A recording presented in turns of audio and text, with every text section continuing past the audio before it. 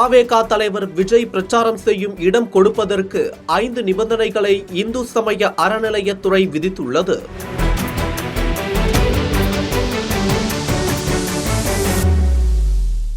கரூர் துயர சம்பவத்திற்கு பின் தாவேகா தலைவர் விஜய் மற்றும் நிர்வாகிகள் சுமார் 1 மாதமாக செயல்படாமல் இருந்தனர்.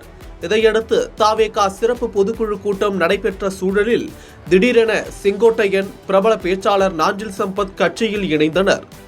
இதன்பின் தாவேகா மீண்டும் தீவிரமாக செயல்பட தொடங்கி இருக்கிறது.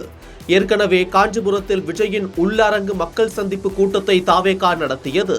இதையடுத்து புதுச்சேரியில் மக்கள் சந்திப்பை நடத்தியது. இந்த நிலையில் அடுத்ததாக செங்கோட்டையனின் சொந்த மாவட்டமான ஈரோடு மாவட்டத்தில் விஜய் பிரச்சாரம் மேற்கொள்ள அனுமதி கேட்டிருந்தது.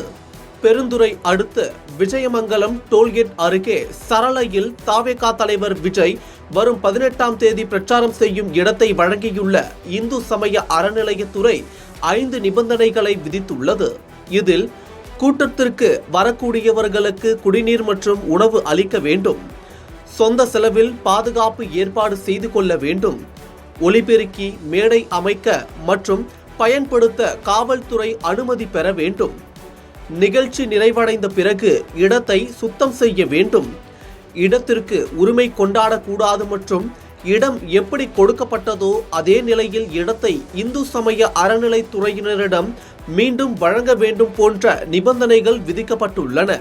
இந்து சமய அறநிலையத்துறையின் இடத்தை யாருக்கு கொடுத்தாலும் இதுபோன்ற நிபந்தனைகள் விதிக்கப்படும் மற்றும் விஜயபுரி அம்மன் கோவிலுக்கு சொந்தமான 31 ஏக்கர் இடத்திற்கு இந்து சமய அறநிலையத்துறையின் சார்பில் 50,000 ரூபாய் கட்டண நிர்ணயத்துடன் அனுமதி வழங்கியுள்ளது குறிப்பிடத்தக்கது.